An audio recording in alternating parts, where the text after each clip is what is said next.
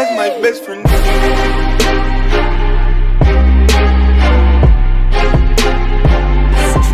That's my best friend.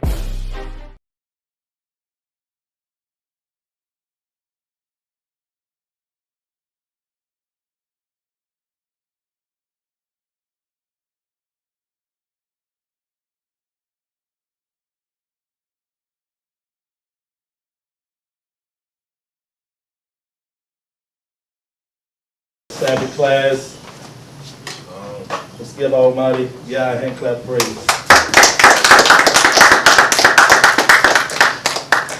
This is the day. Yah has made. That's right. We shall rejoice and be glad in it. Hallelujah. Exactly. Yeah. Let's stand as we open up, govern ourselves accordingly, and let's stand as we open up with the Most High's prayer. Repeat after me. Our Father, which art in heaven, hallowed be thy name. Excuse me, hold up. I want the children in here while we're doing the prayer. Let's bring the children in here while we're doing the prayer. I want them in here as well.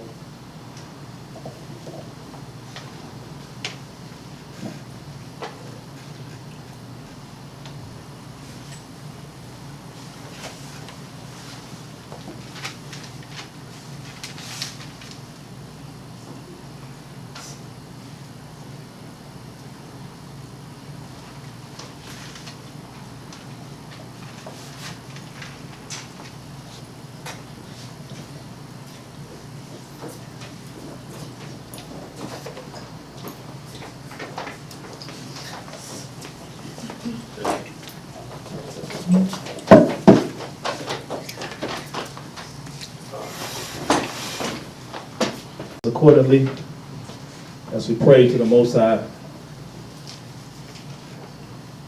Our Father, which art in heaven, hallowed be thy name. Thy kingdom come.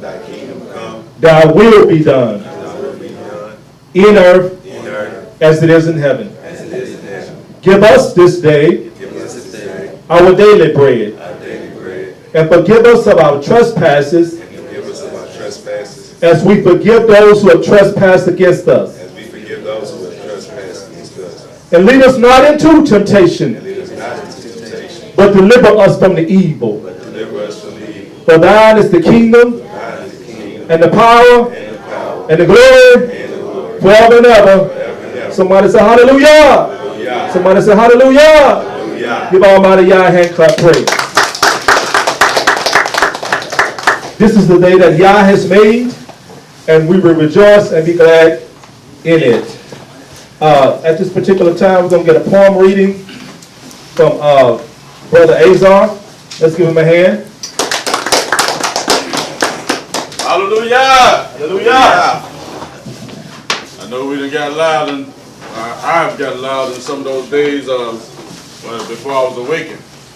And so we can praise him. All right. That made the heavens, the earth, the sea, and those things that dwell therein. Yes, sir. Hallelujah. Hallelujah. I didn't keep my mouth closed with Tupac, so let us praise Yah. That's right. So he's worthy. Right. All right. This is a poem I've brought two together, but it's called "It's Not About Me." It's not about. Hallelujah. I'm Brother Azar Yahoo Williams. Baruch haba b'shem Yahushua HaMashiach name. Yahusha, Yahweh Shai, Jesus. He's your God. He's one. He's not divided. The Messiah, Christ. And we thank him. He said, I reveal unto them your name. Keep them in your name. So the name is important. Yah, who they say Yahweh, I say Yahuwah. We all have variations, but as we walk in love, he will unify us. Right. All right. It's not about where I'm from, but where I'm trying to go to. All right. It's not about how much as where I've been, but where I'm going. It's not about me, but him that sent me. It's not about my words. They can be flawed, but his words are tried and true and trustworthy and everlasting. It's not about my color, for flesh and blood profits little. It's in return unto the dust from whence it came. It's not what I have done in the past that I'm ashamed of, but what he did in the past that I proclaim, bruh. Whom he brought forgiveness in the name of. It's not about you or I, about what I think about any matter, small or great, but what is written concerning it. It's not about who wins the race as long as I finish my course. It's not about us. It's about him that calls. It's not about a status or a pedigree. It's about, can we see the times? Yes. And are we ready? Yes. It's not about us, my people. It's not about us. Y'all knows. From the Foreign Legion to the Cayman Islands, be it Guantanamo Bay or Rikers Island, there's a stench of sin from the rain of violence. The breach was broken, and I could not keep silence. Jeremiah 10 explains Christmas. The trees cut down to adorn silver and gold, the work of the craftsman from the days of old. Satan is Santa, as hell is hot. There's a place for the lukewarm, where the worm dies not. There are screaming and torments with gnashing of teeth. A promise to the untrustworthy, there is no relief. No Lazarus to touch the tips of one tongue, for the set apart souls of those cry out from the trees they were hung. Our babies they dashed on the old oak trees. Our women's head hung low. Kumbaya, O Yahuwah, I pray there's a grave for me. No, not today. Now either Massa reads mine, or it's the whisper from Satan, added by sweet wine. Who that dug that grave for me? Baruch haba b'sham Yahuwah, another slave gone free. No more whips, no more chains, no more bucks, backs to be a breaking, to see. Swing low, sweet chariot, come and get me. The price has been paid. Yes, I know his name. Yahushua HaMashiach, his blood is in my vein. My kinsman redeemer, praise be Yah, for Emmanuel. For his word is not void, for in me it dwells. Hallelujah! Hallelujah! Hallelujah! Hallelujah! Thank you. I am Apostle Brother Malachi P.L. Reynolds. We are the first organized Hebrew Israelite congregation of Fort Worth, Texas. And Brother Nehemiah, Elder, will you come up here with me, please? I just want to make an official statement. Come on this side right here. Come up here with me, brother. Just want to make an official statement that we are a congregation and not a camp. Hallelujah. And for the family of Sister Joy Morgan,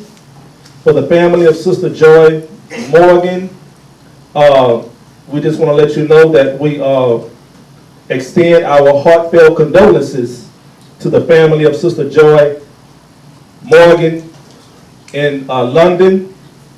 And we just want to give you this precept. I just want to give you this scripture from 2 Corinthians, the first chapter, the 3rd through the 5th verse, or the 3rd through the 4th verse. Blessed be the Most High and Father of Hamashiach, whom the world knoweth as Jesus, the Father of mercies, and the Elohim, our God of all comfort, who comforts us in all our affliction, that we may be able to comfort those who are in affliction with the comfort with which we ourselves are comforted by the Most High Elohim. So we just want to send our condolences and extend our moral support as well to the family of Sister Joy Morgan. And if there's anything that we can do, please reach out to us on this business page. There is a business line as well. And we pray that the perpetrator will be brought to justice. And these things that we ask and pray in Hamashiach's name, whom the world knows as Christ. Thank you. We're going to proceed forward, but I just want to do a pretext lesson before I get our speaker for today. Brother Nehemiah up today. He's going to be our main speaker. But I just want to do a pretext lesson. briefly. Go to Ephesians, the 2nd chapter, the 8th through the 9th verse. Ephesians, the 2nd chapter, the 8th through the 9th verse. I just want to do a pretext lesson just briefly. Ephesians, the 2nd chapter, read the 8th through the 9th verse, brother. For by grace are ye saved through faith, and that not of yourselves. Now, the word grace, if we're going to, it's more properly translated, like Brother Azar taught me, as the favor. Right. Hallelujah. The favor of the Most High. Go ahead and read it from the top again. For by favor are ye saved through faith, and that not of yourselves, it is the gift of the Most High. Not of your works, lest any man should boast. For we are his workmanship, created in Yeshua Mashiach unto good works, which the Most High hath before ordained that we should walk in them. Now, what is this that the Apostle Paul is speaking to the Ephesians about? About us being saved by the favor of the Most High. The favor of the Most High is actually an extension of his mercy. Noah found favor with the Most High. Abraham found favor with the Most High before they even did anything to attempt to please him. Right. Okay? So Paul is speaking to the church of the Ephesians, and he's saying that by favor you have been saved, and not of works. What works? Meaning not of the works of the Torah, not of the works of the law. I'm going to give you an understanding. Go to Romans, the 5th chapter, the 19th through the 21st verse. Because we're saved by the favor of the Most High through faith, not of the works of the law, but to keep the law. Let me say that again. We are saved by the favor or the extension of the mercy of Yah through faith, not by the works of the law, but to keep the law. In other words, I didn't write this down in my notes, but the Most High just gave me this. In order for our forefathers to be saved from Egypt, they didn't have to perform the works of the law, because the law had not been given, right? Right? So they were saved by the favor that the Most High had upon them through the covenant that he made with Abraham, right? Y'all get that? So, Romans 5, 19 through 21. Romans 5 and 18. For as by one man's disobedience many were made sinners, so by the obedience of one shall many be made righteous. Now we understand that why would we need favor? Why would Noah need favor? Why would Abraham need favor? Because they was all under a curse. From the sin of Adam, the transgression of Adam brought what into the world? Death, sin, curses. Okay? Read the 6th chapter 1 through the 2nd verse. What shall we say then? Shall we continue in sin that grace may abound? Okay, so since we've been saved by the favor, the extension of the mercies of Yah, does that mean that we don't have to keep the Torah? Yah forbid. Yah forbid. See, this is the misunderstanding that we have with our carnal Israelite awakening brothers, you know, who are without the Ruach, and that we have with our Sunday theological aligned people who I like to call extremist spiritualists. You understand? Neither one thinks that they're supposed to keep the other. Right. You understand? Just because you're led by the Ruach, that does not exclude you from following the Torah.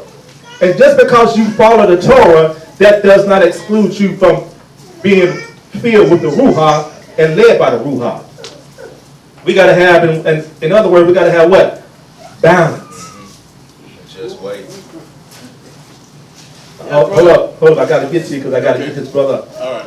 So He says, so since Paul said, so since we have been saved by the favor of the Most High, that does not exclude us from keeping the Torah. We still got to keep Torah. Okay? Now, let me prove my point. Romans, the 3rd chapter, 31st verse. Romans 3:31. Do we then make void the law through faith? Yah forbid. You see that? The Apostle Paul is saying that word. Yah forbid again, right? Yeah, do we then make void, or do we, I read in the Scriptures Bible, I got my Scriptures Bible, Elder, I got my Scriptures Bible. Do we then notify, Brother Azar, do we then notify the Torah because we are what? Do we then void the law through faith? Yah forbid. Just because, no, see, we still have to keep it. Go ahead and read the last portion. Yeah, we establish the law. See that? Say it. See, a lot of people, they need to stay out of Apostle Paul's epistles because they don't know how to rightly divide it. Right. Misunderstanding of the Apostle Paul's teaching has caused a lot of people to be in error. In error. Honest errors. They're not doing it intentionally. They're making a lot of assumptions. Well, Paul's saying we don't have to keep Torah. That's not what he's saying. And it's misleading. A lot of church denominations have started off of Paul's epistles, off of the misunderstanding of Paul's epistles. That's why Apostle Peter said what? His teaching, Apostle Paul's teaching sometimes is hard for people to understand. Yes, sir. You need to stay out of them until you get a proper understanding of them. So he says, no, we established the law. We established the Torah. Faith does not nullify or make void us keeping Torah. We still got to keep Torah. I don't care how filled you are with the Ruha. I don't care how led you are with the Ruha or the Holy Spirit. You still got to keep Torah. And likewise, I don't care how led you are by the Torah. I don't care how many friends you have. You still have to be led by the Ruha. You still have to be filled with the Ruha. You have to have some balance. Now listen, in Genesis, the 3rd chapter, Adam and Eve was cursed for their trespasses, right? They was cursed. Okay? They was cursed. And let's see, our forefathers was cursed too. Read Deuteronomy in the 27th chapter, the 26th verse. Deuteronomy in the 27th chapter, the 26th verse. The Hebrew children's class, you can go ahead and dismiss. The Hebrew children's class, you can go ahead and dismiss to your class. Brother Larry, escort them over there. Read Deuteronomy in the 27th chapter, 26th verse. Cursed be he that confirmeth not all the words of his law to do them. And all the people shall say, Amen. Read that again, brother. Cursed be he that confirmeth not all the words of his law to do them. And all the people shall say, Amen. Okay. So we know that Noah and Abraham was under a curse because of the sin of who? Adam. Right? So we know that we are ended up in captivity here in the United States because our forefathers, when they was brought out of Egypt, they didn't continue in all that is written. In Deuteronomy 27th chapter, the 26th verse, Moses, if you read that whole chapter, it's saying, curse if you dishonor your parents. Curse if you don't do this. Curse if you don't do that. Well, our forefathers, they didn't continue in all the law that was written, so we came up under a what? Curse. So that curse brought what? Judgment, right? Right. And when you're under judgment, what do you need when you attempt to repent? Sacrifice. Mercy. When you come before the judge and he's there to judge you, right? You plead with the judge for mercy, right? You talk with your lawyer, hey, can you give me a plea bargain? So the Gospel of John, the 3rd chapter, the 17th verse, read that. The Gospel of John, the 3rd verse, 17th chapter. We're talking about being saved by the favor of Yah through faith, not by the works of the Torah, but to keep the Torah.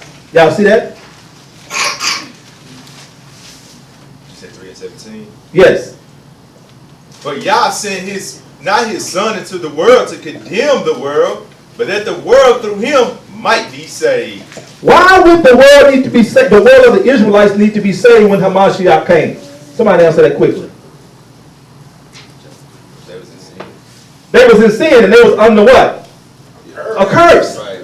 Because of Deuteronomy the 27th chapter, the 26th verse, because our forefathers, they didn't continue in all that was written, right? Right. So when it says Hamashiach came not to condemn, why would he come and condemn that which is already under a curse? Right. Right.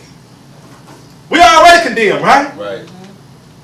So when Hamashiach came, he came as an extension of the mercy of Yah Elohim, right? Right.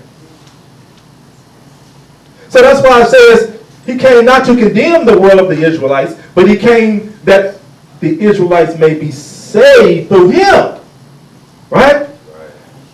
So we couldn't be like, and see the law, when you broke the Torah, it demanded what? The shedding of blood. Right. So the Most High, he had mercy even on them back then. He said, okay, instead of shedding your blood, shed the blood of bulls, sheep, and goats. Right? But then there were some sins that required stoning to death, right? Right. Like adultery, right? Right. But yet the Most High had mercy on King David, right? Right? Right. And Bathsheba, right? They should have been both, right? Right. So we see that Hamashiach came, and he found the Israelites a nation that was under condemnation because we were under occupation. If we kept the law, we would have never went into no captivity, right? Right. If we kept the law, we wouldn't be here in America, right? Right. This is relevant because the very reason why we're here is because we didn't keep. So in order for us to get saved, we just can't just go back and keep Torah without there being some type of sacrifice, right? Right? Right. And that sacrifice had to be something or someone without blemish, right? No more animal sacrifice. It had to be Hamashiach, right? Because when you break the law, there must be a penalty that you got to pay, right? So he came to pay the penalty for us breaking the law so that we can be saved from the judgment of the law, so that we can get back in right standing with the law to keep Torah, the law. Y'all understand that? Yes, sir. So you cannot like just say, well, like a lot of non-Messianic believers, quote unquote Torah only, I mean not to offend anyone, but these Torah only cats, you understand? Excuse me, these Torah only brothers and sisters, you know, some are good brothers and sisters. But you just can't just go back and keep the law without accepting the penalty that was paid for the law being broken on your behalf. Say it. Because the law demands the shedding of blood from somebody. So that's why the Most High had to send Hamashiach to pay the penalty for breaking the law in order for us to come back in right standing with the law so that we can keep the law. Y'all see that? Hallelujah. And at that I conclude. Hallelujah. Give Almighty our hand clap praise. At this time, let's get Brother Nehemiah up to teach. And I can be your reader, or Brother Yashar can be your reader. Whichever one you choose, brother.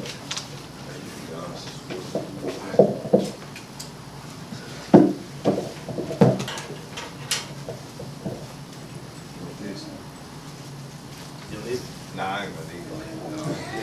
Shabbat shalom, fam. Shabbat shalom. How y'all doing today? Doing good. That's good, that's good. Praise y'all for waking us up and blessing us to know the truth first and foremost, and allowing us to make it here safely with the hedges around us. I'm gonna start out by saying I don't know everything, so if I'm in error on anything that I speak today, please correct me. I'm not above correction. Hopefully I will get some type of understanding on this. What I will be dealing with today is the temple. Because I believe that, the Most High gave us the law so that we can have obedience, but he also gave us spiritual aspects behind that. He gave us order of Melchizedek in the Old Testament, which the brothers wasn't able to keep up with. It was just the letter of the law, letter of the law, letter of the law. So Mashiach came and he gave the spiritual aspect of the temple, because there's a lot of stuff in the Old Testament these brothers wasn't able to peep.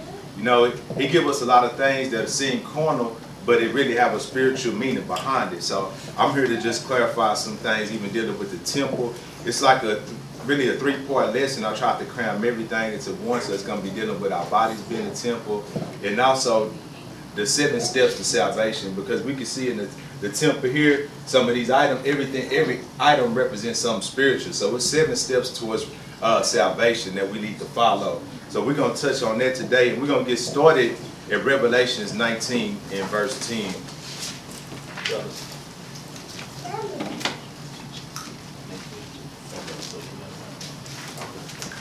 So we're going to touch on Revelations 19 and 10. Revelation 19 and 10. Go ahead and read. Read. Okay. Revelation 19. Give everybody a chance to get there. Say come when you get there. All right, Kane, go ahead. Kane, I'm sorry. Kane, yeah. And it reads, Revelation 19 chapter, 10th verse. And I fell at his feet to worship him, and he said unto me, See thou, do it not. I am thy fellow servant, and of thy brethren that have the testimony of Hamashiach Yahweh. So he fell down to worship him. He said, don't do that, man. I'm just coming. I have the testimony of Yeshua. Keep going. Worship Elohim. Worship Yah, because a lot of brothers will say, man, y'all just, the Old Testament brothers will say, man, y'all worship Yeshua, but he's telling them, worship Yah. But this guy is coming with the testimony of Yeshua. Keep going. For the testimony of Yahweh is the spirit of prophecy. So the testimony of Yeshua is the spirit of prophecy. So the whole book was written about Yeshua. That's right. So when you really start understanding this book, you can pick anything out the Old Testament and line it up with Yeshua. From the temple, all the holy days, everything point towards Yeshua. You see what I'm saying? That's so right. This is the prophecy. Everything pointed to Yeshua, but these brothers weren't able to see it. If they really understood, they would be like, oh yeah, we ain't gonna kick against what brother's saying, because everything was written to him. We can easily go through the prophecies and see this is our brother who was spoken to come, right? That's so let's right. go to Luke 24. Gospel of Luke, 24th chapter. When you get there, say Cain.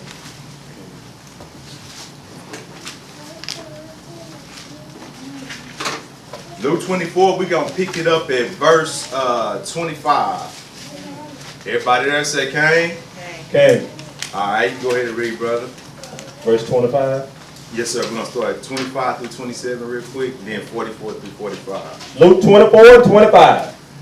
And it reads, Then he said unto them, O fools, and slow of heart to believe all that the prophets have spoken. So he's telling them, you slow to believe all the things that the prophets have spoken, right? Because they didn't believe that Yeshua was the son of Yah, right? Keep going. Ought not Christ Hamashiach to have suffered these things and to enter into his glory? So ain't it written throughout Isaiah somebody had to come and suffer for the sins of Israel? Ain't it written throughout the Old Testament? Keep reading.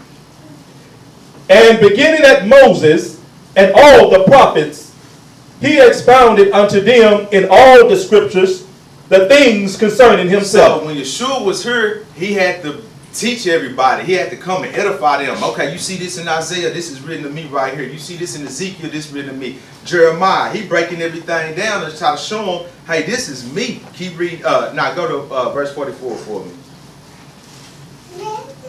And read when you get there. 44th verse, same chapter. And he said unto them, these are the words which I spake unto you while I was yet with you, that all things must be fulfilled, which were written in the law of Moses and in the prophets and in the Psalms concerning me. So all these things is written about Yeshua, and he just going through everything, just teaching them, hey man, when you read this, this is speaking to me, right? Read verse 45 for me. Then opened he their understanding, that they might understand the scriptures. So as he opened their understanding when he started going through the scriptures, because then some brothers turned it to followers of the Messiah because they was able to see, well, that makes sense. I'm able to see it now. Because everybody don't know everything. We all got to be taught. That's and then right. we start coming into understanding to see things like, okay, yeah, that law ain't done away with. Because if we even reading this, we seeing when he say in Matthew 5:17, I didn't come to do away with the law, I come to fulfill. We seeing what he came to fulfill was to come and die for us. That's what it was, not to do away with the law, but to die for our sins. So he giving them the scriptures, walking through everything, showing them, hey, this is me to come. Because he was the order of Melchizedek that's in the Old Testament that he tried to establish back in the Old Testament, but the brothers lacked the spiritual side of things. It was just a letter of the law, letter of the law, letter of the law, right? So let's go to John 2 real quick. Gospel of John, the 2nd chapter. Gospel of John, the 2nd chapter. 2, and we're going to start off at verse 19. Go ahead, brother. Gospel. And it reads, YAH'S answered and said unto them, destroy this temple, and in 3 days I will raise it up. Keep going. Then said the Jews, 46 years was this temple in building, and will thou rear it up in 3 days? So Yeshua said, I'm going to destroy this temple in 3 days and I will raise it up. So they like, man, what you talking about, man? This took 46 years to build this temple. So how is you going to break it down by yourself and rebuild it by yourself within 3 days? So we looking at it, they don't have a spiritual understanding of the things that Yeshua is speaking on. They taking everything literally. That's you see right. what I'm saying? So keep reading, brother, verse 21. But he spake of the temple of his So body. he was speaking of the temple of his body, but they didn't understand it, right? Keep reading verse 22. When therefore he was risen from the dead, his disciples remembered that he had said this unto them. So once he died and rose, then they said, this is what Hamashiach was talking about. So now they getting the understanding, right? Keep going. Read. And they believed the scripture. So now the scriptures resonating from the Old Testament because they seeing everything coming, falling into place right before their eyes. Get the last part. Hallelujah. And the word which YAH'S has said. So Yeshua is the testament, the testimony of the Old Testament. That's if you right. go into court and you stand on that, go on that stand, they're asking for your what? Testimony. That's right. What did you see, right? That's so that's what Yeshua bringing. He bringing a testimony. This is what we saw in the old, and now I'm bringing everything into life. You see what I'm saying? That's right. So now they're able to start seeing, after he died. You see what I'm saying? That's why he like people who walk on faith and able to see these things before it just was signs. Hebrews 9. Hebrews, the 9th chapter. So they didn't understand that he was talking about his body when he talked about the temple. They thinking it's something corner, right? And we're going to read verses 1 through 10 real quick. And it's important to understand this temple because we thinking if you just caught on the letter of law, you're just going to be stuck on it like the Old Testament cats and these Ashkenazis out here, right? That's right. All right, let's go to start at verse 1. Go ahead. Then verily, the first covenant had also ordinances of divine service. Right? They ordinances, key word, keep going. And a worldly sanctuary. A worldly sanctuary, right? Keep going. For there was a tabernacle made, the first wherein was the candlestick, and the table, and the showbread, which is called the sanctuary. Right? So we seeing on here on the list, these are some of the things that it's mentioning right now that we found in the temple. Keep going. And after the second veil, the tabernacle, which is called the holiest of all. So once you get through it's a veil right here. Once you get to this veil, which only the high priest could go here, now you got the, read that again. You got the holiest of all, right? Which is called the holiest of all. Right, it's called the Holy of Holies or the holiest of all. So only the high priest could go over here, right? That's right. Now keep reading. Fourth verse, which had the golden censer and the ark of the covenant overlaid round about with gold, wherein was the golden pot that had manna, Right, and Aaron's rod that budded, right, and the tables of the covenant. right. Keep going. So if you had the law and everything in here, right? That's Keep right. going. And over it the cherubim of glory, shadowing the mercy seat, of which we cannot now speak particularly. Right, so you had cherubims protecting the mercy seat. Keep reading. Sixth verse. Now when these things were thus ordained, the priests went away into the first tabernacle, accomplishing the service of Elohim. So we used to have a priest that used to always accomplish the service of the Most High, right? They was the ones that went in and did all of this. Keep going. Seventh verse. But into the second went the high priest alone, once every year, not without blood, which he offered for himself and for the errors of the people. So we know that this is a time during atonement when the priest would go and sprinkle the blood for the people, right? To make an atonement, right? So when we're looking at this, we see that the regular priests could all go in here, and then you had that one high priest that could go through here, no other priest, right? Keep reading, 8. Eighth verse. And the Ruach Kodesh, our Holy Ghost, this signified that the way into the holiest of all was not yet made manifest, which as the first tabernacle was yet standing, while as the first tabernacle was yet standing. Ninth verse, which was a figure for the time then present. So this was a temple for that time, right? Yes. We building it with stones, gold, silver, and all of that. Keep reading.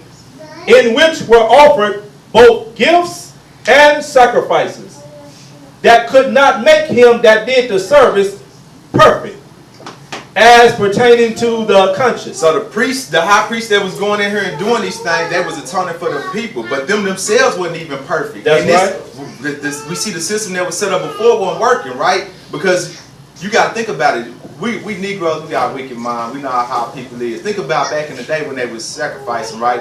A man who balling out, got all that money. Man, I got 100 cows. I got 100 sins. Yeah. They're not thinking like, let me just go without being sin. Let me go and be obedient. Now they got tomorrow. I can go. I got 100 cows. I got 100 sins. You know what I'm saying? So that's not having a spiritual mind, right? That's right. Get the last verse. 10th verse, which stood only in meats and drinks, and divers washings, and carnal ordinance. Carnal ordinances. This is the thing. This was carnal ordinances, but it's supposed to have a spiritual backing behind it. That's right. Keep reading. Imposed on them until the time of Reformation. Right. Now let's go to Exodus 25. Let's get into the meat. I just had to lay the foundation so we can understand it. That they thought Yeshua was talking about a physical temple, but he was talking about his body. And right here we see that temple was of carnal ordinances. It was something deeper that the brothers were supposed to grab from this that they was missing that whole time. So when Hamashiach came, he put everybody, not even everybody, because a lot of people still can't see the spiritual things behind it. That's right. You see what I'm saying? They still lack the spirit. Exodus 25, we're going to pick it up at verse 8. Everybody there say came. Came. All right, let's go ahead and read, brother. And let them make me a sanctuary, that I may dwell among them. So he giving them instructions. This is when he telling them to build this sanctuary, this tabernacle, which would later be the temple, right? The tabernacle was mobile. So whenever they would move, the tabernacle was made so where they can move with them real quick. Everything on stage, which I tried to draw, stage so they can carry everything, right? And the temple stayed still. But he said, make a sanctuary that I could dwell with you. Because see, the the spiritual aspect behind the temple and the tabernacle was to show you how to build your body, your temple, in order to dwell with him. So he's saying build a sanctuary that he can dwell with you. He gonna give specific directions and guidelines in order to do this. Read verse 9 for me. According to all that I showed thee, after the pattern of the tabernacle. So you can't make it any way. You make it the way I do. You do what I tell you to do. Keep going. And a pattern of the instruments thereof, even so shall ye make it. Right, so make it just like I tell you to. Skip to 21. 21st verse, and it reads, and thou shalt put the mercy seat above upon the ark, and in the ark thou shalt put the testimony that I shall give thee. So you're going to have that law in there. That's basically what he's saying. You're going to have that law in the ark, right? That's right. Keep going. 22nd verse, and there I will meet with thee, and I will commune with thee from above the mercy seat. And notice where the law is at is where he's going to dwell with you. Keep Hallelujah. going. Keep going. From between the two cherubims which are upon the ark of the testimony. Right, in which that ark, inside the ark you have the law. That's right. So inside the ark you have the law. And if you touch this ark, and if you're not the priest, the Levitical priest, what's going to happen? Do y'all know? You die, right? So they are protecting the what?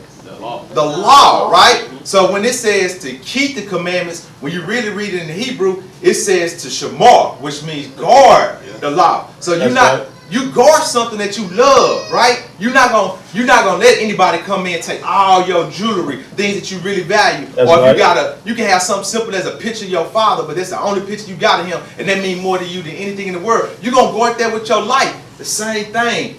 Guard this. You see what I'm saying? That's what he's showing you. Guard these things. These things are protecting the law, and this is the same place where the Most High is going to dwell with you because of the law. He's creating an environment that is conducive for him to be there with you, right? Because you have to be clean. You can't come to him any kind of way. Keep reading, brother. And there, thou, 23rd verse, and thou shalt, 22, of all things. okay, of all things which I give thee in commandment unto the children of Israel. Build everything exactly how I'm telling you to. And this is where I'm going to dwell with you, right? But you got to deal with it exactly how I'm telling you to, right? When we look at these things, he's going to start giving them a list of things. He said the candlesticks and all of that, what you read in the New Testament. Let's go over to chapter 20 real quick. Because see, when you look at it on the surface level, he's going to tell you to build with all these materials that's made from the earth, right? That's right. So let's go to chapter 20 and we're going to pick it up at verse 23. Say Cain when y'all get there. Cain. All right, go, brother. And it reads, ye shall not make with me gods of silver, neither shall ye make unto you gods of gold. So no idols, right? Only him. No gods before him. Keep reading. 24th verse, an altar of earth thou shalt make unto me. So he said make him an altar out of earth. What are we made out of, brothers and sisters? Earth. Earth, right? So now y'all starting to see how this temple working. He said make me an altar out of earth, right? That's what right. do we do on the altar? Sacrifice. Sacrifice things, right? That's important. right. Let's keep that in mind. Keep reading. And shall sacrifice thereon thy burnt offerings, Right. and thy peace offerings, thy sheep, and thy oxen, in all places where I record my name. And ain't this Hallelujah. important? Do y'all see he records his name where That's all right. this stuff is at, right? Hallelujah. Because everything we do in our walk is supposed to be a sign. That's why, and I got another lesson made, brother, let me put it out. He say, take not thy name in vain. All right. He don't say use not. Now he said, take not. So when you take on your name of your father, you living. So if you mess up, now your father looking bad. Now wasn't that? Ain't you double sticks? Is he teaching his son? You know what I'm saying? Why he living like this? You know what I'm saying? That's so he right. say, I record my name. So this is important. Keep reading. I will come unto thee. And I will come unto thee, and I will bless So he's thee. going to bless you because it's sacrifices that have to be made, right? That's right. Read 25. And if thou wilt make me an altar of stone, thou shalt not build it of hew stone. For if thou lift up thy tool upon it, thou hast polluted So it. when you make this out of this stone, don't get out of hewn stone. You don't cut this stone yourself. You get these natural rocks that I already have shaped and molded. That's right. So we look at the altar. He said, make the altar of earth. Our body is made of earth. So now we got to look at this, right? So actually, we're going to touch on that a little bit. I don't want to put that in the mix yet. So let's go over to Psalms 118 real quick. Psalms 118.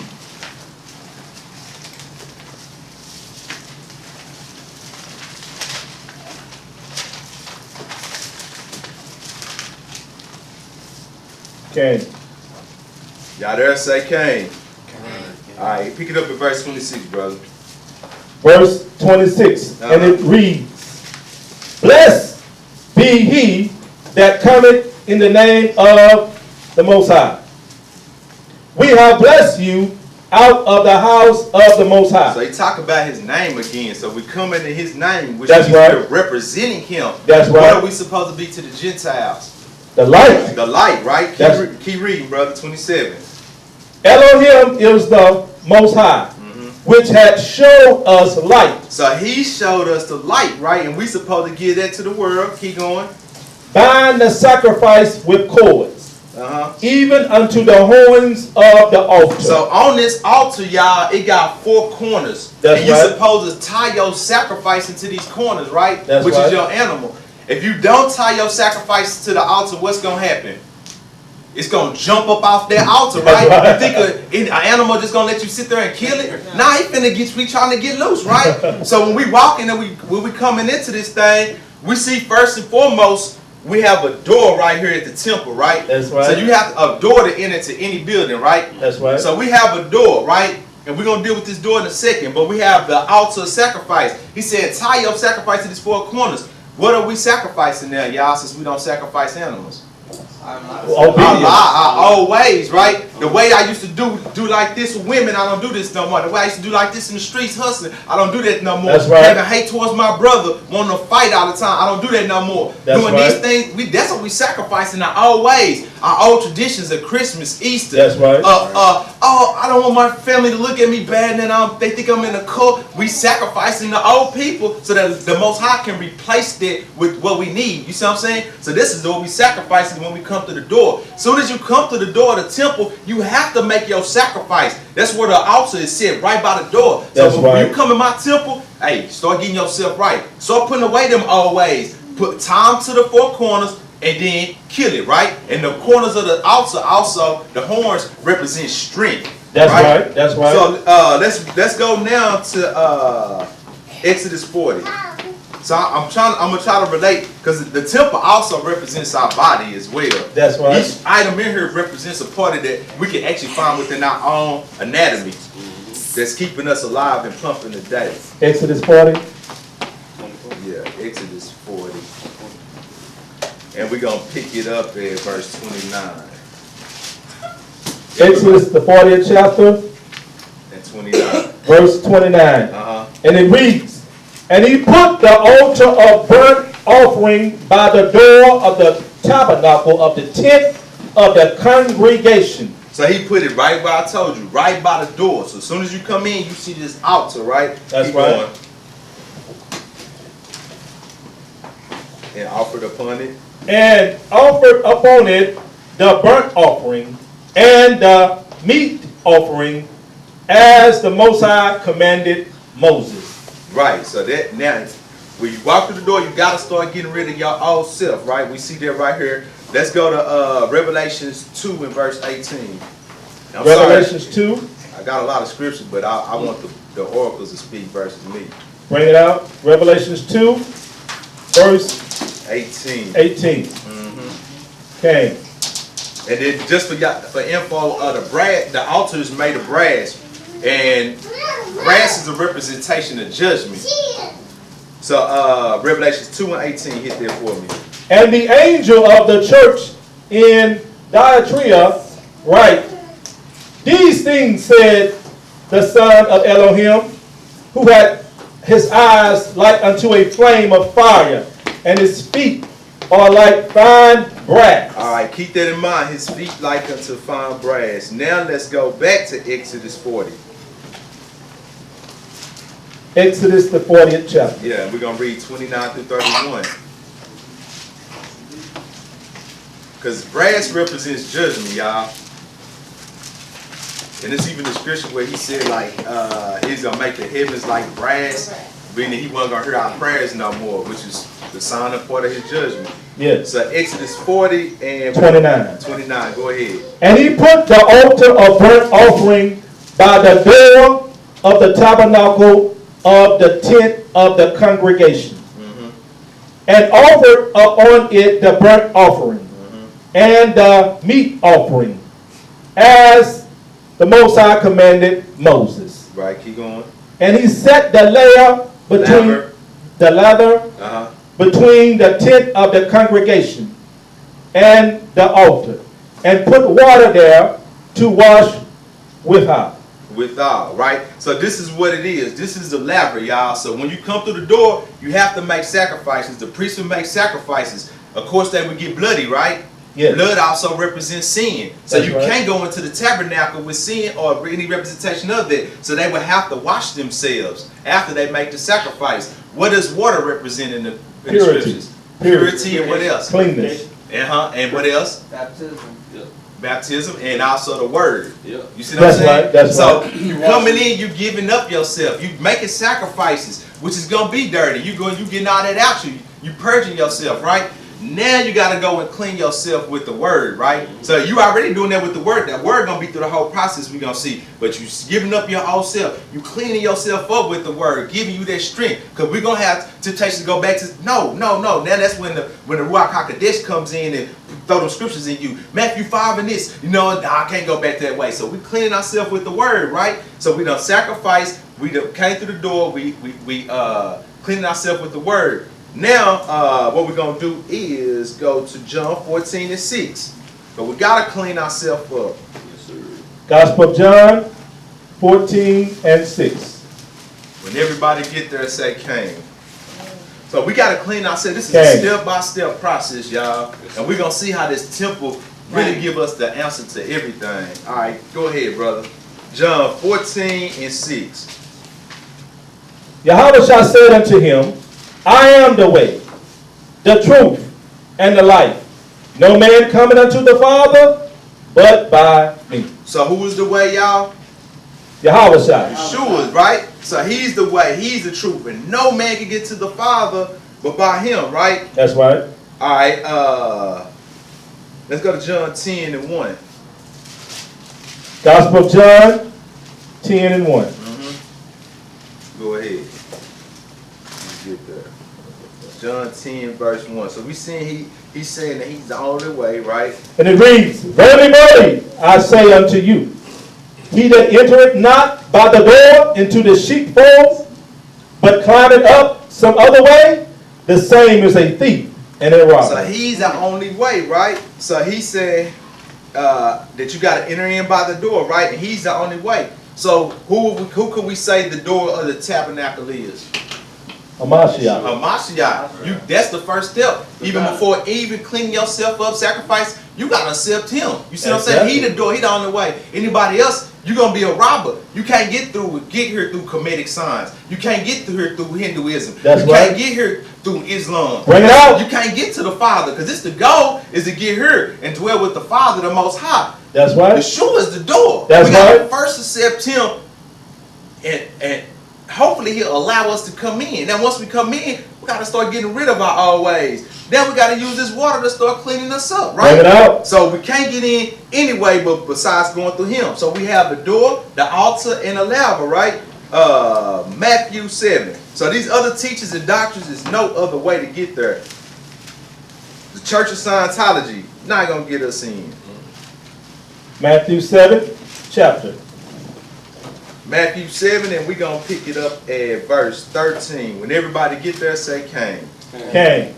All right, go ahead and read, brother. Enter ye in at the straight gate, for wide is the gate, and broad is the way that leadeth to destruction, and many there be which go in thereat. So he giving us the blueprint. This is the way you're supposed to walk, right? Now skip down to 21. 21st verse, and it reads, Not anyone that said unto me, Most High, shall enter into the kingdom of heaven, but he that doeth the will of my Father, which is in heaven. Right. So we seeing that he telling, even it's gonna be a lot of people saying a lot of people saying most high, but these people ain't gonna get in, right? That's Keep right. reading. Many will say to me in that day, Most High, have we not prophesied in thy name? And in thy name have cast out devils? And in thy name done many wonderful works? Right, keep reading. And then will I profess unto them, I never knew you. Depart from me, ye that work iniquity. All right, let's go to Exodus 27. And the reason he's saying that, the reason I brought that up is because it's no other way. It's going to be a lot of people saying, did not do this, did not do that, right? It's going to be people saying, I always did this, I always had mercy with people. There's going to be people saying, I kept the law, you know? So it's going to be on both sides, like the brother was saying earlier, that's trying to get in, but they're not coming through Hamashiach in the way that they need to. So in Exodus 27, when you get there, say, Cain, we're going to read verses 1 through 3. Go ahead. And we dealing with the brass to show how brass is dealing with judgment. Go ahead. And thou shalt make an altar of shittim wood, 5 cubits long and 5 cubits broad. The altar shall be 4 square, and the height thereof shall be 3 cubits. So you look, he very meticulous when he giving his directions. Keep going. That's right. And thou shalt make the horns of it upon the 4 corners thereof. His horns shall be of the same, and thou shalt overlay it with brass. With what? Brass. See, brass is a representation of judgment. Read verse 3. And thou shalt make his pans to receive his ashes, and his shovels, and his basins, and his flesh hooks, and his fire pans. All the vessels thereof shall make of brass. Of what? Brass. Right. So he making all these items with brass, and this is dealing with the altar, right? The shovels that's gonna pick up the ashes after they burn the body and everything. Everything made of brass. This is judgment. Let's go to Numbers 21 and 9. Numbers 21 and 9.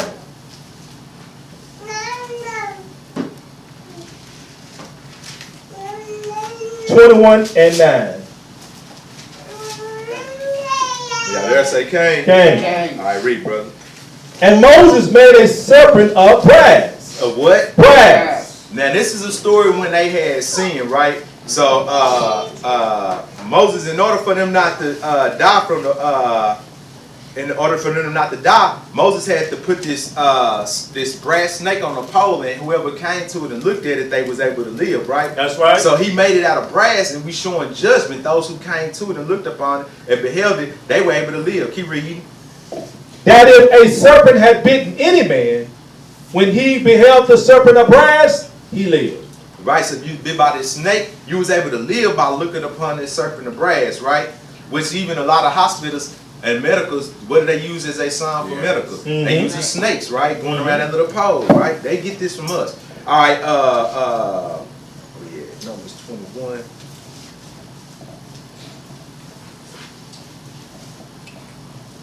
All right, now let's go to John 12. Gospel of John, 12th chapter.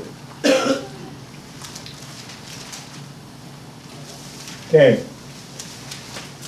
Y'all there say Cain. Cain. All right, we're going to pick it up at verse 27. Go ahead, brother.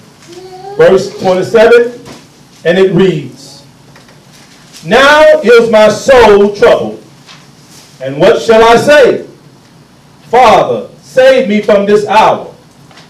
But for this cause came I unto this hour. Right, keep reading. Father, glorify thy name.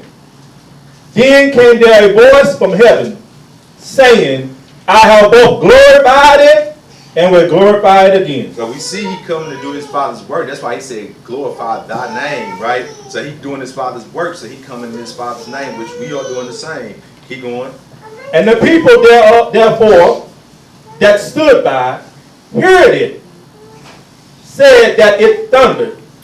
Others said, an angel spake to him. So they heard, people around thought it was thundering. Keep going.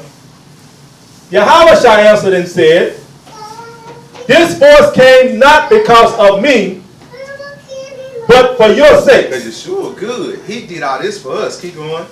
Now is the judgment of this world. Now is the what? Judgment. Right? Now shall the prince of this world be cast out. Right? And I, if I be lifted up from the earth, Be lifted up.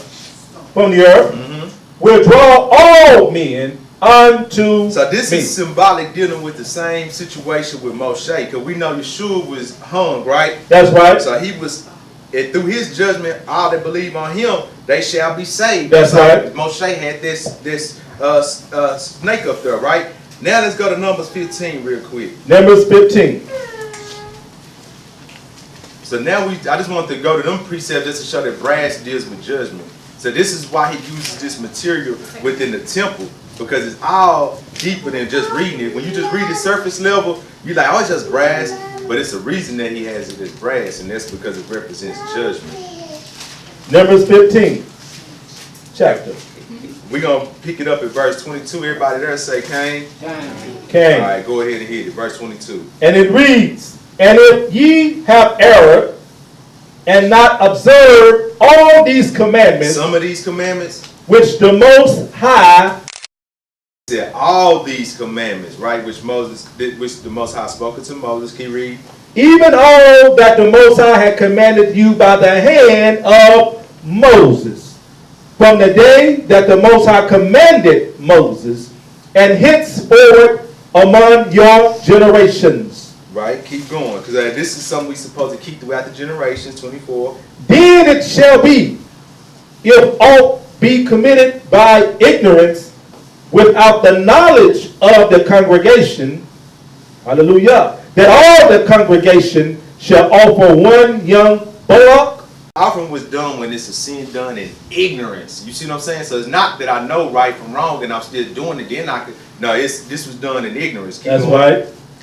For a sweet savor unto the Most High with his meat offering and his drink offering, according to the manner, and one kid of the goats for a sin offering. Right. Skip down to 26.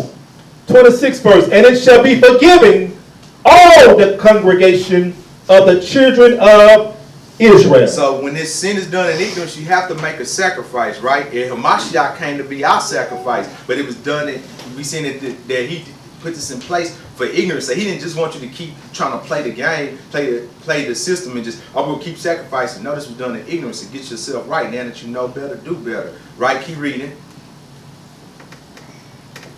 Let's see. 26, and the stranger. Start Okay, over and the 26 at the top. Okay, 26. And it shall be forgiven all the congregation of the children of So Israel. now they're forgiven after the sacrifice. Keep going. And the stranger And the that who? stranger. So the stranger too. So it ain't only Israel, right? That's the right. Stranger there as well. Keep going. Bring it out. And the stranger that sojourned among them, Right. seeing all the people were in ignorance. So they knew about it and did it, or were they in ignorance? They In were ignorance. in ignorance. So Ignorance. this is important, right? All right. Now let's skip down to Hebrews 10. Let's go back to deal with the temple in the New Testament real quick. Hebrews the 10th chapter.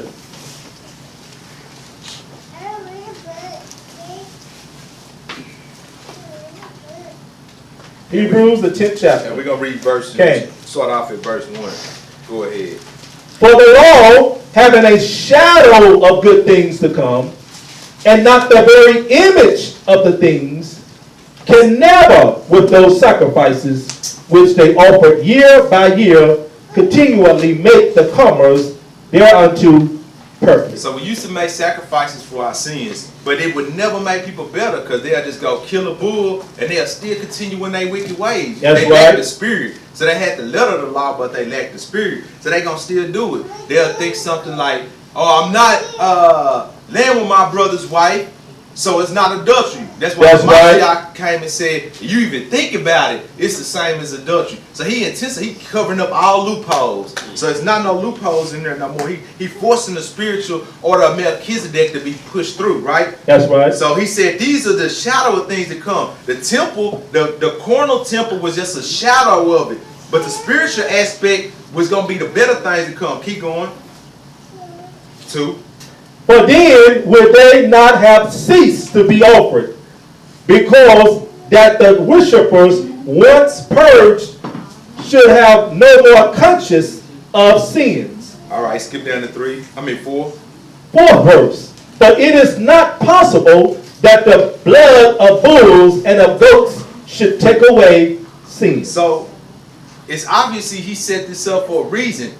Because he said the blood of bull and goat couldn't do it, but he set this up for them to have some type of leeway for them not to die. So they had to kill the animals, right? That's but right. he's showing you that, hey, this is just a pretense. If y'all would have been studying them scriptures in the Old Testament, you would have known the scriptures that Moshe spoke on representing me coming That's to right. be the ultimate sacrifice. That's you see what I'm right. saying? To bring the spiritual aspect to things, right? So the bulls and sacrifices, goats and stuff was never gonna be good enough, right? That's Let's right. skip down to y'all can write in y'all notes verses 1 through 10 because that's what I'm gonna take y'all through. But I want to skim through this.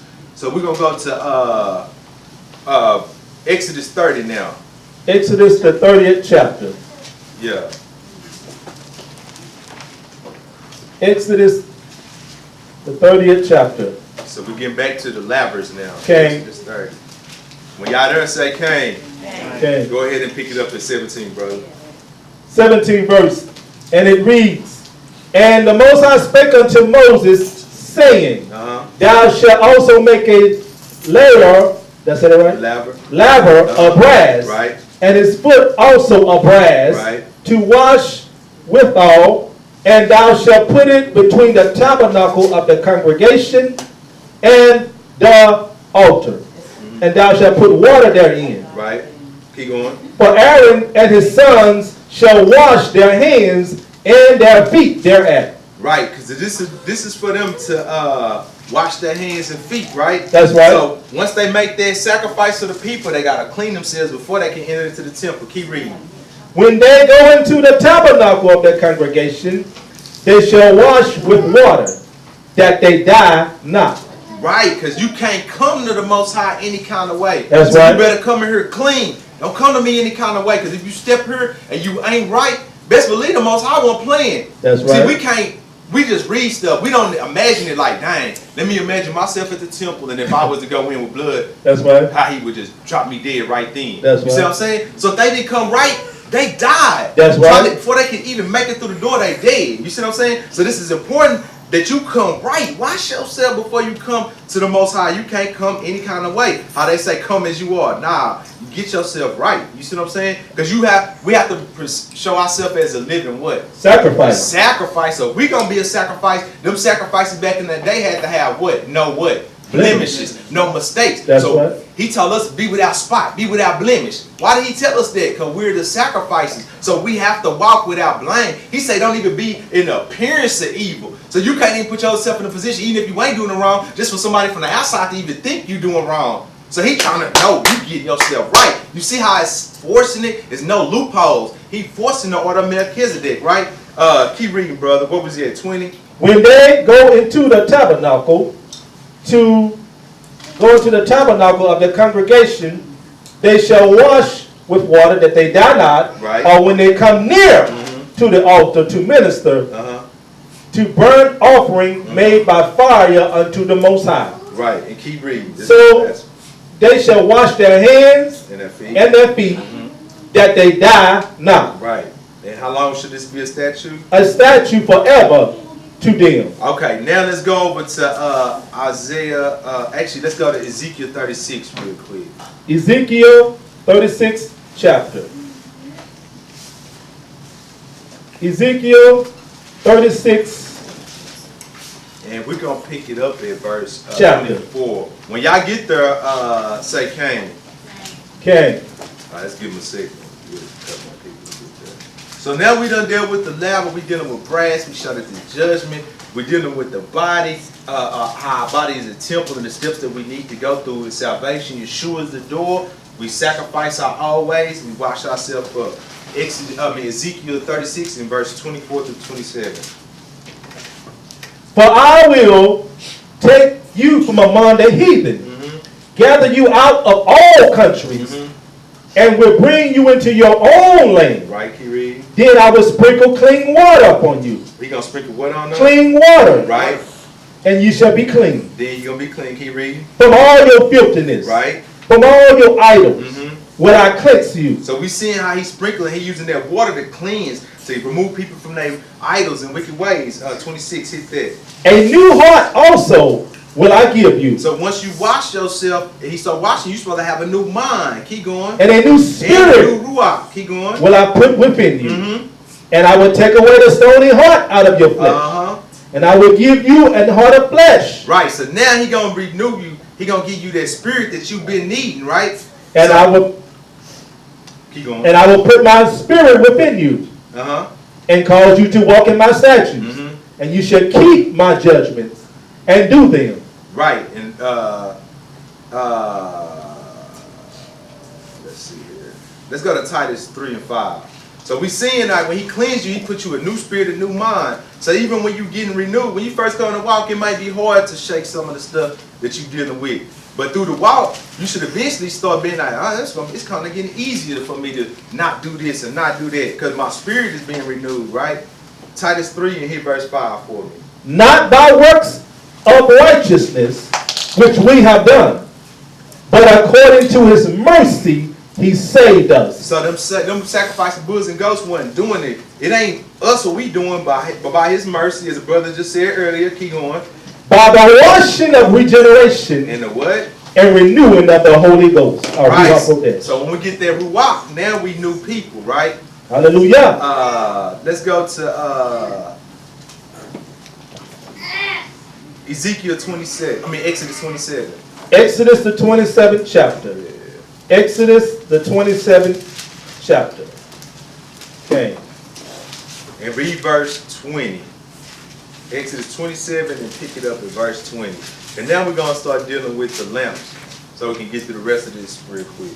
And thou shalt command the children of Israel that they bring thee pure oil, olive beaten for the light, to cause the lamp to burn always. So what are we using for the lamp to burn? Pure oil. Pure oil. It's pure too. So it's pure oil, right? Olive oil, right? And we're using this to burn the lamp, right? That's right. So I know I won't got time to go over it, but we got the parable dealing with the women with the oil. You know, some of them have enough oil. Yeah. 5 wisdom, 5 was wise, 5 was fools. Right, yeah. They didn't have enough oil. They weren't ready for that journey, right? That's right. So we looking and we seeing what's being used to burn in this lamp. And this is the lamp right here that we're using. So who is our light? Who would we say would be the light to us? Hamashiach. Hamashiach, right? So he is our light, right? That's right. Let's go to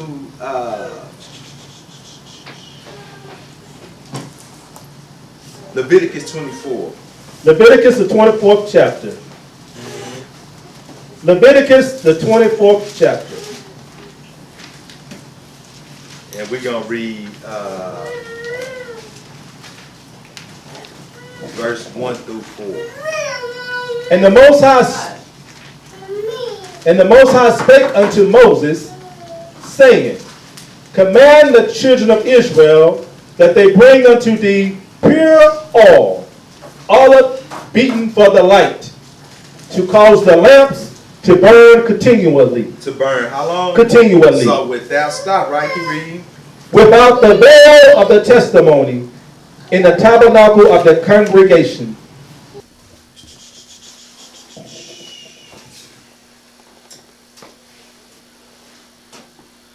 Let's see here. Let's go to Genesis 3 real quick. Genesis 3.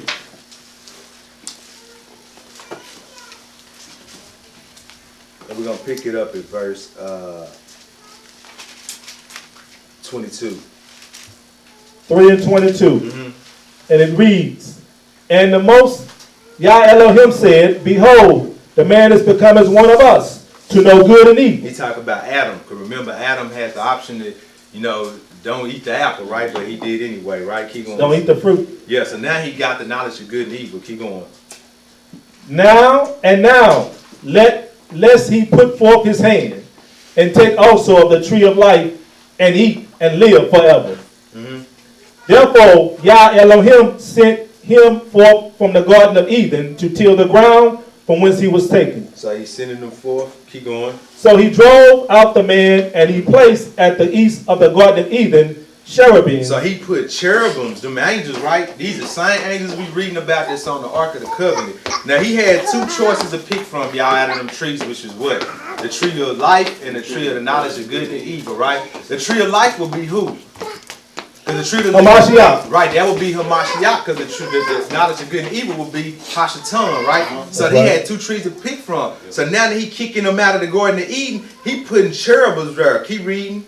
In the flaming. And a flaming sword which turned every way to keep the way of the tree of life. So look, they protecting right here the word, right? And he coming to dwell with us. Same thing in Genesis. He got the angels sitting there to protect the tree of life. You see what I'm saying? That's why that tree of life come back up in Revelations, in the book of Revelations. Yeah. You know what I'm saying? You're going to have them two trees, which represent Yeshua and the Most High. So now we're seeing that, oh, he leaving these angels to protect. He always protecting the word, which he keep telling us. Keep the commandments. Shamar. Guard the commandments. Shamar, guard the commandments, which is what we're supposed to be doing as well. So that's why I'm showing you this, because this is what he had in the Garden of Eden, and it's going to even come back to the kingdom again. Now let's go to Corinthians 3, and we're going to read 16 through 17.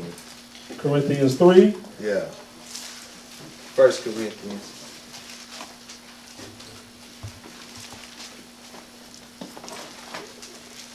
1 Corinthians 3,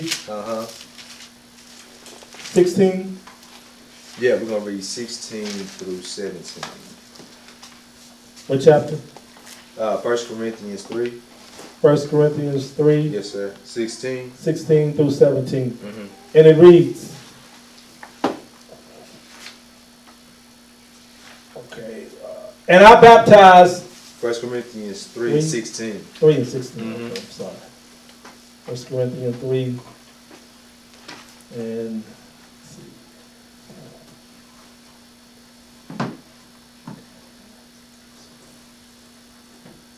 let's see.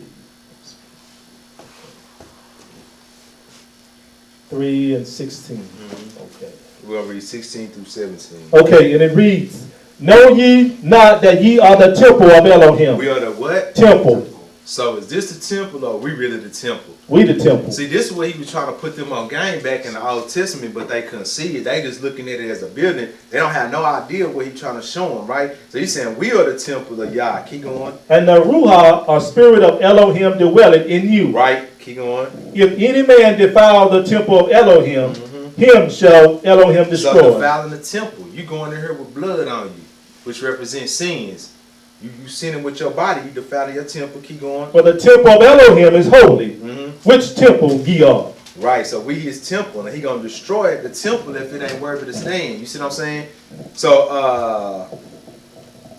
I'm gonna leave it right there. I got so many scriptures. I'm gonna leave it right there, but that's giving a little understanding as far as the temple. So again, to go over real quick, Yeshua is the door. When we choose to come to him, we gotta go through him. There's no other way. We sacrifice our old ways, our traditions, our old customs, people we don't need to be around. The laver is why we wash up with, cleansing ourselves before we enter the tabernacle, because we can't go into him any kind of way using the water. The showbread represents us, the 12 tribes, and also the word that you get every Sabbath. The candlestick represents Yeshua and also us, him being a light to us on the showbread, and also us being a light to the Gentiles, which has to burn continually. Then the incense represents our prayer before we go through the curtain, which is the veil. Then we have the Holy of Holies, where the Most High would dwell with us. And the precepts that I had left was showing that Christ came to be the ultimate sacrifice. So when his blood ripped the veil once he died, so there's no more veil, he was our ultimate sacrifice. But he brings us his spiritual. This is our temple, right? We're leaving the world to come into the temple now, right? And this is our ultimate goal, is salvation, to be here in the Holy Holies with the Most High. So try to squeeze them 2 or 3 lessons together. Hopefully it's some understanding. Again, if I said anything in error, feel free to correct me. Love y'all brothers and sisters. And also condolences goes out to the family of Sister Joy. Like the brother said, if y'all need any assistance, reach out to us. Lost and Found Israelites. Thank you for y'all To time. the brother hand. Hallelujah. Hallelujah. And next week he can finish up part 2. You hear me, brother? All right, I got you. Next week he can finish up part 2. Y'all can rock and say the same. The Most High will say the same. Okay? So you can leave that up there so you can get to bring out those other precepts. Okay? Get a brother another hand. Hallelujah. Hallelujah. We're going to get ready to dismiss. We're going to take up an offering. The Hebrew Children Academy can dismiss and be brought over here. We're just going to take up an offering. And then we're going to get Brother Azar to set a shoe mop. And then we're going to go ahead and dismiss.